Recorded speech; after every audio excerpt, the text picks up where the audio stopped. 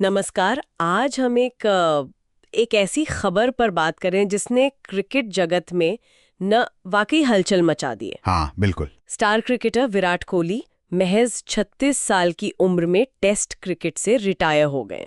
हम्म। उन्होंने 12 मई को social media पर ये ऐलान किया और मतलब सब चौंक गए। सही बात है, एकदम अचानक था ये। और खास बात ये कि वो टेस्ट क्रिकेट में 10,000 रन बनाने के बहुत ही करीब थे।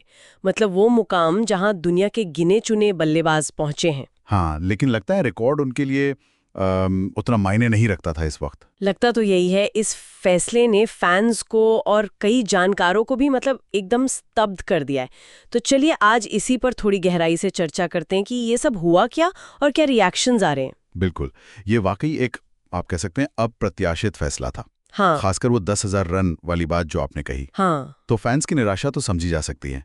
सोशल मीडिया पर ये दिख भी रहा है साफ साफ। अच्छा। हाँ, कई लोगों को लगता था कि उनमें अभी मतलब 3-4 साल का अच्छा टेस्ट क्रिकेट बाकी था। ये सिर्फ एक रिटायरमेंट नहीं लगा कई लोगों को, बल्कि जैसे एक युग खत्म हो गया हो। बिल्कुल बिल्कुल। और ये निराशा सिर्फ आम फैंस तक ही नहीं रुकी। कुछ जानी मानी हस्तियों ने भी इस पर अपनी राय रखी है। हाँ, मैंने भी देखा। जैसे मशहूर गीतकार और लेखक जावेद अख्तर साहब, उन्होंने एक्स पर मतलब ट्विटर पर अपनी फीलिंग्स खुलकर लिखी। अच्छा, क्या कहा उन्होंने? उन्होंने लिखा कि देखो, विराट खुद बेहतर जानते हैं कि उनके लिए क्या सही है, ये तो है, लेकिन एक फैन के तौर पर वो उनके इस समय से पहले लिए गए संन्यास से काफी निराश हैं। और उन्होंने विराट से रिक्वेस्ट भी की कि वो अपने फैसले पर दोबारा सोचें। हाँ, और जावेद अख्तर के उस ट्वीट ने ना एक तरह से बहस ही छेड़ दी। उस पर रिएक्शन भी काफी बटे हुए थे। हाँ, वो तो होना ही था। कई लोगों ने जावेद साहब से सहमति जताई। कमेंट्स आए कि वापस आ जाओ विराट कोहली, या हम भी चाहते हैं कि वो पुनर्विचार करें। अच्छा। ये दिखाता है कि लोग उन्हें मैदान पर कितना मिस करेंगे, कितना और देखना चाहते थे। पर इसके साथ ही एक दूसरा पक्ष भी था, और वो भी उतना ही मजबूत। वो कौन सा पक्ष था? वो पक्ष जो कह रहा था कि खिलाड़ी के फैसले का सम्मान करना चाहिए। हाँ, ये भी जरूरी है। एक यूजर ने बहुत अच्छी बात लिखी कि सम्मान पूर्वक। विराट जैसे दिग्गज जानते हैं कि कब शालीनता से विदा लेना है। सही। इसे प्रीमैच्योर कहने के बजाय आइए उनके अविश्वसनीय टेस्ट सफर का जश्न मनाएं और उनके टाइमिंग पर भरोसा करें। ये नजरिया थोड़ा अलग है। खिलाड़ी की अपनी सोच उसकी गरिमा को अहमियत देता है। ये बात भी सही है। और एक और दिलचस्प कमेंट था जिसमें कोहली की ईमानदारी की तारीफ थी।